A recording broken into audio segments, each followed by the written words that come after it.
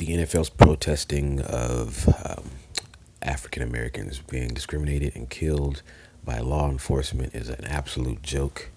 It's it's a CIA psyop that is that's geared to just create a race war. People like Colin Kappernick and all the rest of the players that are kneeling. This is all just it's fake.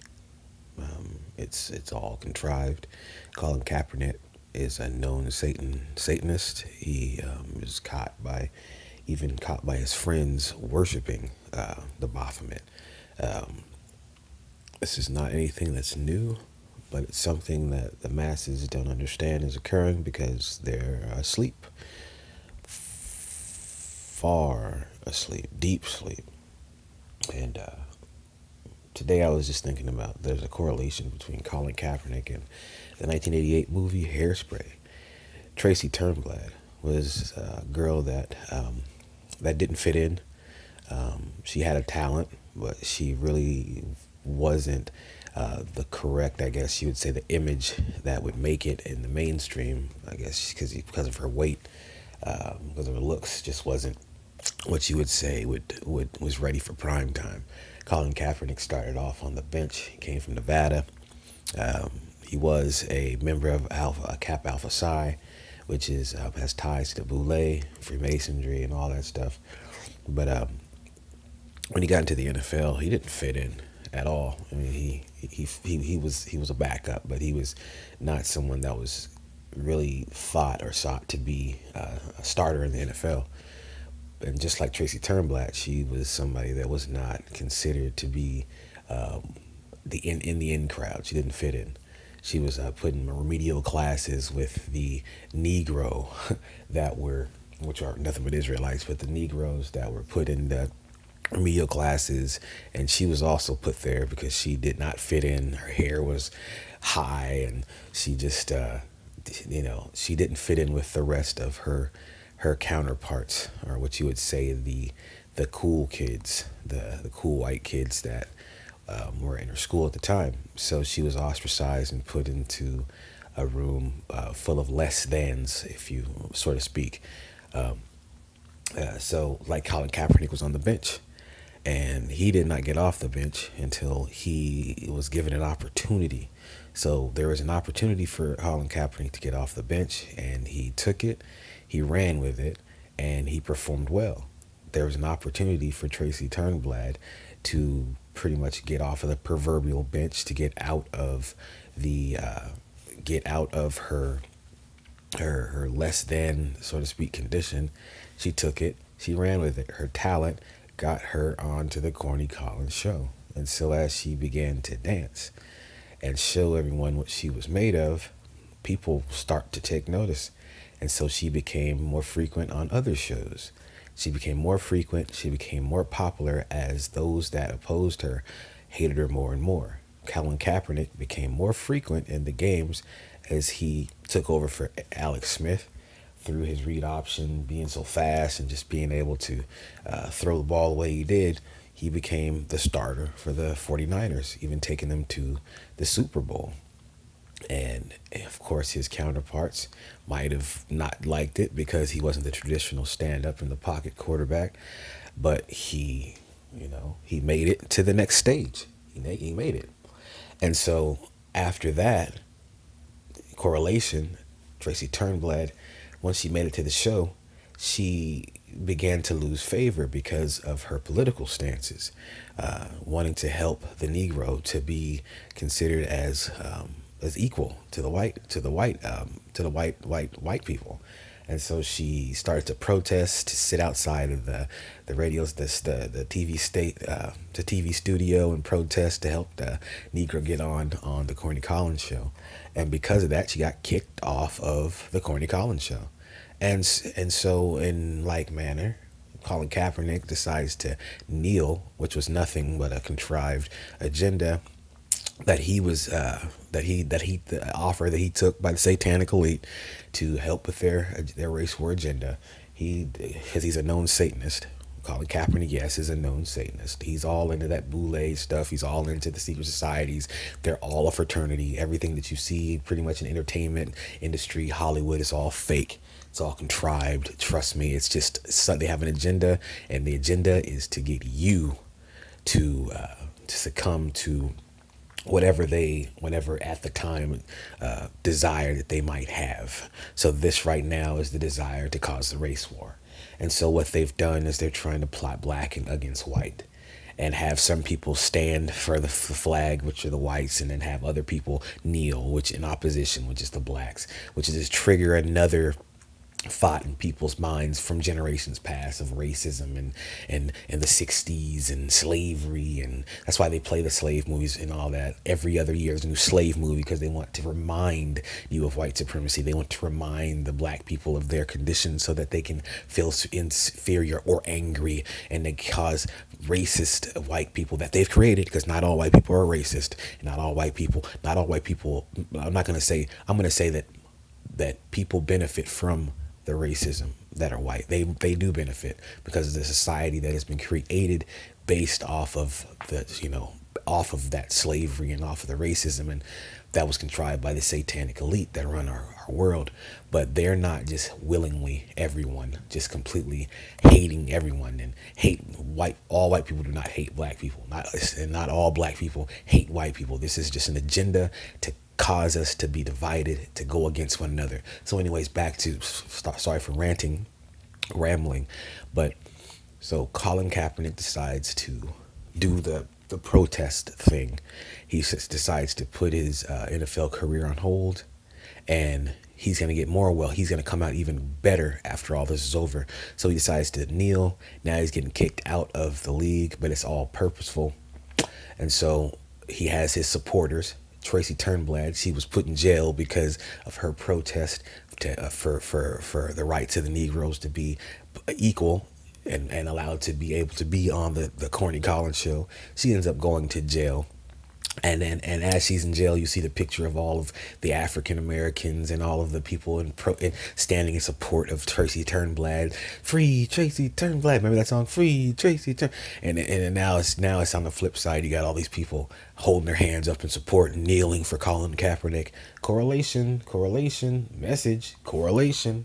And so now after the protest is over, after the protest had ran its course, Tracy Turnblad was let out of jail, and you see her walking down the street with all of her compadres and her supporters behind her, and the music's on and everybody's happy, and they go and they crash the Corny Collins. I think it was like this last, they were gonna crown the queen of the Corny Collins show, the Queen and the King or whatever.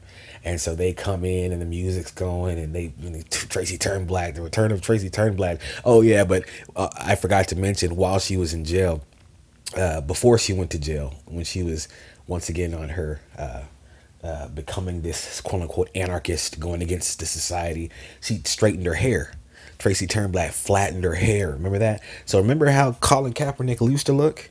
He had just normal cornrows. Now he wears big puffy afro.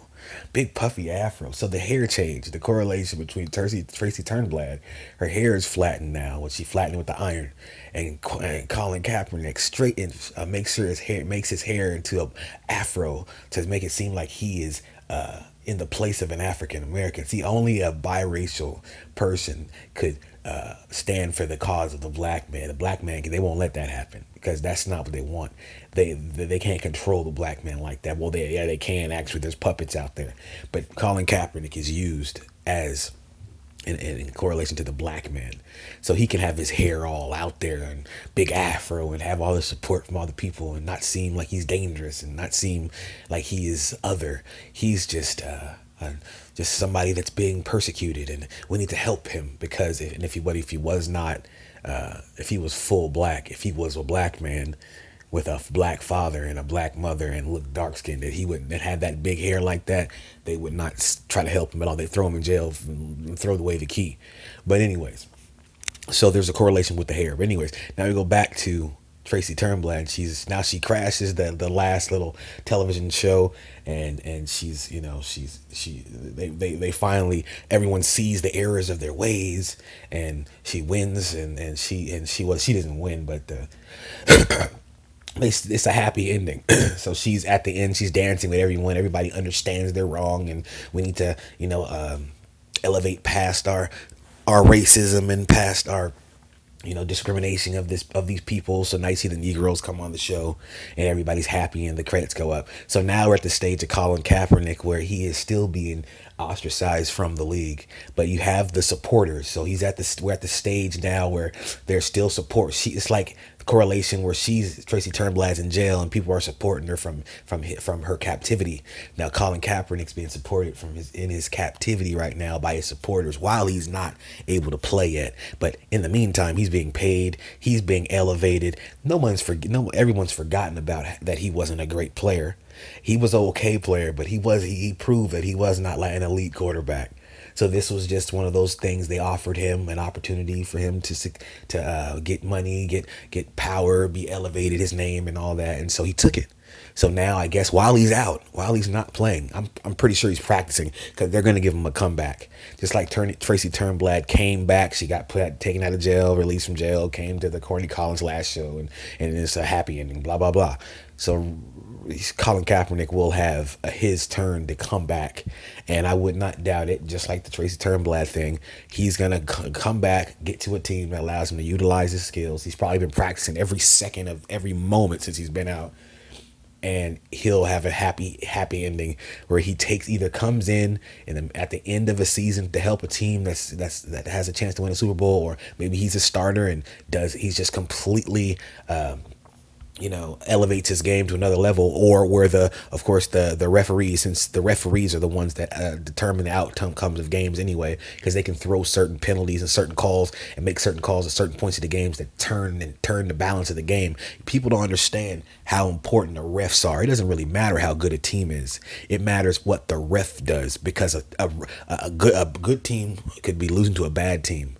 And the bad team is really doing good that day, but then there's a couple calls. It's like, nope, Vegas isn't gonna like this, so we gotta have a couple calls to stop that good team's drive momentum and let the other team come back into it, so we can, you know, of course, determine the outcome of the game. That's how games are determined, based off of Vegas, of point spreads, money. It's all a business. It's not about who's better than who. It's about who can make who can make it look like it's the truth the best. So these players, they probably have mock games between each other to practice, like WWE wrestlers, fake wrestling. They practice their moves, and they practice the match before the match even happens. And then they put the match out there to let people see on the TV. Now, all of a sudden, you're watching a match on TV thinking it's authentic and it's real, but it's contrived and it's fake and it's been staged. It's been orchestrated. That's exactly what N.f.l is, NBA is, baseball, basketball, all of it.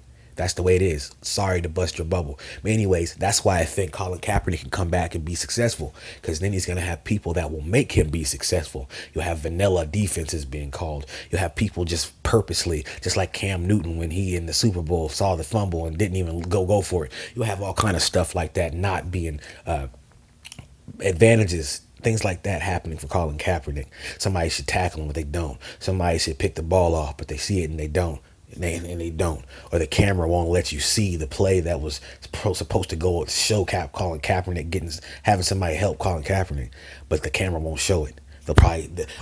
They'll mistakenly show somebody purposely trying to help Colin Kaepernick's cause on the football field, but then they'll say, oh, they'll glide past it. You know what I'm talking about. Anyways, the correlation between Colin Kaepernick and the movie Hairspray is absolutely amazing. Look for Colin Kaepernick to come back into the NFL and have a successful made-for-TV type thing. And they're going to do this with Tiger Woods too. So just to mention that, I'll have another soliloquy on Tiger Woods later. But this is the correlation. Colin Kaepernick, the 1988 movie Hairspray. If you get a chance, watch the 1988 movie Hairspray. Think about Colin Kaepernick, and you will see the correlation. God bless. And if you do not know the Lord Jesus, please repent, obey the commandment, seek Him. Time is coming, or He's coming back. And yes, God bless.